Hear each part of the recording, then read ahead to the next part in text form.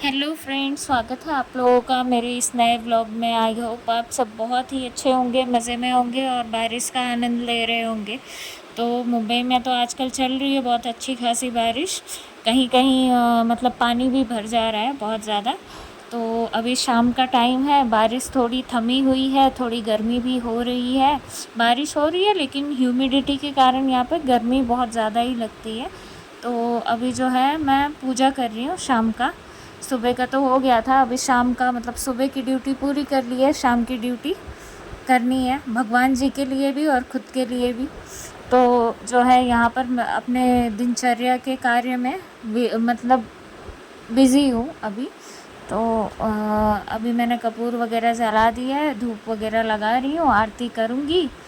आरती अच्छे से करने के बाद पूरे घर में आरती को घुमाऊँगी। क्योंकि घर में घुमाने से आपको मैंने पहले ही बताया कि थोड़ा मन प्रफुल्लित हो जाता है और अच्छा लगता है। तो जो है यहाँ पर आरती मेरी पूरी हो गई है। इसके साथ साथ मैं आपको बता दूं कि आज मैं बहुत ही अच्छी सी रेसिपी आपके साथ शेयर करूँगी, जो कि है मेथी की पराठे की। तो आज मेरे घर में सब मेथी मेथी ही है। मेथी का पराठा बनेगा, मेथी की सब्ज़ी भी बनी है, मेथी की बीज जो आती नहीं है उसकी सब्ज़ी भी मम्मी ने बनाई है। तो मेथी के पराठे की आज शेयर करूँगी। और अगर आपको मेथी के बीज की मतलब जो मेथी का बीज रहता है उसकी अगर रेसिपी चाहिए होगी तो मुझे कमेंट बॉक्स में ज़रूर बताना। तो यहाँ पर मैंने पूजा कर ली है अच्छे से। इसके बाद में मैं आ गई हूँ किचन में। फ्रिज में से निकाला मेथी, साफ़ करके रखी हुई थी, लेकिन तो भी अभी बारिश का टाइम है तो धूल मिट्टी वगैरह मतलब बारिश का क्या नॉर्मली भी मिट्टी उसमें रहती ही रहती है। तो यहाँ पर मैंने अच्छे से धुल के मैंने मेथी को कट कर लिया है। मतलब ज़्यादा छोटा नहीं कट हुआ है क्योंकि मैं जल्दी जल्दी कर रही थी मेरे काम। और लेकिन तो भी जब हम आटा गूँथते हैं तो वो अच्छे से हो जाता है, मतलब मैश हो जाता है। तो यहाँ पर मैंने अच्छे से साफ़ करके इसको कट कर लिया है। तो भी यहाँ पे देखो गीला रहने के कारण हाथ में चिपक रहा था। अगर मैंने पहले धुल के रख दिया होता तो प्रॉब्लम नहीं होती। तो यहाँ पर मैंने ले लिया आटा। इसमें मैं डालूँगी सबसे पहले ज़ीरा। अगर जिनके पास वाइट तिल है तो वाइट तिल डाल सकते हैं। जीरा, नमक, हल्दी और गरम मसाला, धनिया पाउडर, ये सब अच्छे से डालने के बाद थोड़ा सा आटे में मिक्स कर लूँगी मैं। तो यहाँ पर धनिया पाउडर जो है ख़त्म हो गया था, वो भी मैंने डाला और डब्बे में भर दिया साथ ही साथ, तो बाद का काम इजी रहेगा। और मैंने थोड़ी सी हींग भी डाल दी है जिन लोगों को गैस होती है, ताकि उन्हें गैस वगैरह ना हो। तो जो है ये मैंने यहाँ पर नमक और हींग वगैरह सब डाल दिया है। इसमें डालने के बाद फिर मैंने थोड़ा आटे को मिक्स कर दिया है। फिर इसमें डालूँगी मैं मेथी डालने के बाद फिर मेथी को भी अच्छे से मुझे मैंने मिक्स किया है, क्योंकि मेथी पानी छोड़ती है। तो सबसे पहले आपको मेथी को मिक्स करना है, उसके हिसाब से जितना आटा एब्ज़ॉर्ब कर ले मेथी का पानी, फिर उसके बाद में आप पानी डालिए। इससे क्या होगा, आटा नरम नहीं पड़ेगा और कड़क बना रहेगा। और यहाँ पर आटा मैंने गूँध लिया है। अब मैं तैयारी कर रही हूँ पराठे बनाने की। मैं खाना बनाते बनाते और भी मतलब थोड़े मोड़े जो भी पसारे रहते हैं वो समेटती रहती हूँ, ताकि बाद में इकट्ठा भारी ना पड़े।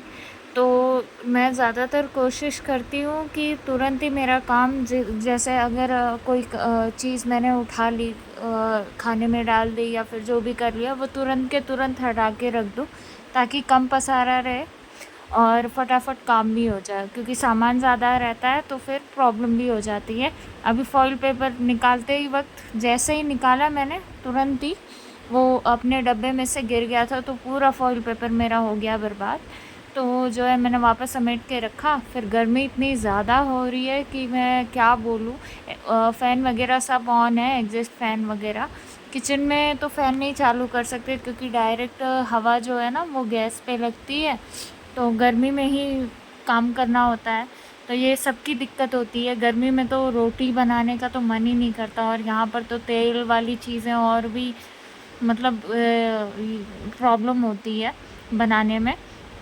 लेकिन अभी क्या करें, घर वालों को भी पसंद है। और कभी कभी जो है ज़्यादातर अगर हम साग सब्जियाँ नहीं खाते हरी, तो कोई ना कोई मतलब ऐसे ही तिकड़म लगाना पड़ता है। कभी पराठा हो गया, कभी भजिया हो गया, पालक का भजिया हो गया, और जो है मेथी का पराठा हो गया, या फिर गोभी के भजिए हो गए। तो ये सारी चीज़ों को बनाने में मतलब थोड़ा चेंज भी हो जाता है और घर वालों को भी अच्छा लगता है।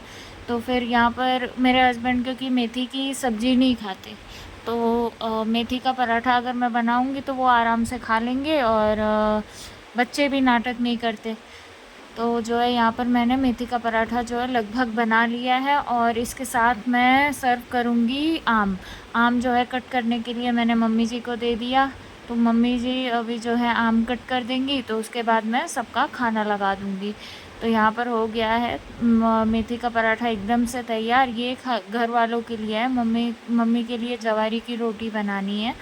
तो अभी आधा काम हो गया है मेरा, अभी आधे के लिए वापस मुझे लगना पड़ेगा। आटा मैंने जवारी का दोपहर में ही गूँध लिया था, क्योंकि शाम के टाइम मुझे मेथी का भी गूँधना था, फिर जो है जवारी का मतलब टाइम नहीं लगता, लेकिन तो भी पहले गूँध लेती हूँ तो थोड़ा बेफ़िक्र रहती हूँ।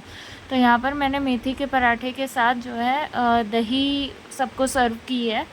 दही में आप चाहें तो शक्कर डाल सकते हैं, नहीं तो शक्कर के अलावा आप मिर्ची मसाले जो भी मतलब अगर आपको अच्छा लगे, या फिर चाट मसाला आप डाल सकते हैं। तो यहाँ पर आम कट के आ चुका है, फिर एक एक करके मैं सबको खाना परसूँगी, और ये मेरा डिश तैयार हो गया। फिर इसके बाद आती हूँ जवारी की रोटी पे। तो आटा जैसे मैंने आपको बताया कि गर्म पानी में मैंने गूँध लिया था पहले ही। उसके बाद में मैं यहाँ पर जवारी की रोटी मतलब बना लेती हूँ, ज़्यादा अच्छी भी नहीं, ज़्यादा बुरी भी नहीं, लेकिन काम चलाऊँ आती है। तो मम्मी को डॉक्टर ने सजेस्ट किया जवारी की रोटी खाने के लिए।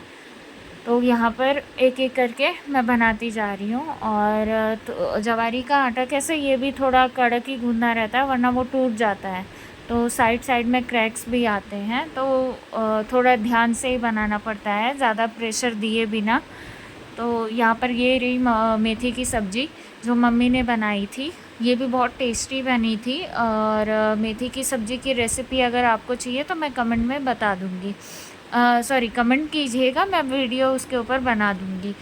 तो जो है यहाँ पर मैंने जवारी की रोटी सेक दी है। इसको मैंने कपड़े से ही मतलब सेकने की कोशिश की है, क्योंकि ये ना आप कितना भी सेको या हल्का फुल्का ना ऐसा अंदर से लगता है कि अभी नरम ही है। तो सेकने के बाद मैंने इस पे लगाया मस्त घी। गरम गरम रोटी में घी लगने के बाद बहुत बहुत ज़्यादा टेस्टी लगता है। और ये मैं मम्मी और मेरे लिए भी कभी कभार बना लेती हूँ। जवारी की रोटी बहुत फ़ायदेमंद होती है वैसे। और महाराष्ट्र में ज़्यादातर लोग जवारी हो गया, नाचनी, बाजरा, इन सब की रोटी ज़्यादा खाते हैं। चावल के आटे की बहुत बहुत ज़्यादा चलती है, तो और सेहत के लिए भी अच्छी होती है। तो ये देखिए क्रैक्स आए हैं उसमें, लेकिन चलेगा, अभी क्या किया जा सकता है, जैसे आता है धीरे धीरे सीख लूँगी ये भी। तो ये होने के बाद फिर लग जाती हूँ मैं गैस वगैरह साफ़ करने में। गैस अच्छे से क्लीन कर दिया, क्योंकि बारिश का टाइम है, तो ज़रा भी ऑयली वगैरह रहेगा तो स्मेल बहुत ज़्यादा आती है, और अंधेरे के कारण मतलब और भी ज़्यादा अजीब लगता है मतलब। तो जो है यहाँ पर एक एक काम मैं मेरे निपटाती जा रही हूँ। ये सब करने में मुझे मतलब 2-2.5 घंटे तो लग गए थे, लेकिन हो जाता है, सबको टाइम पे सब कुछ मिल जाता है। तो ये करने के बाद मैं बर्तन पे आती हूँ, बर्तन वगैरह सब अच्छे से जो है क्लीन करती हूँ।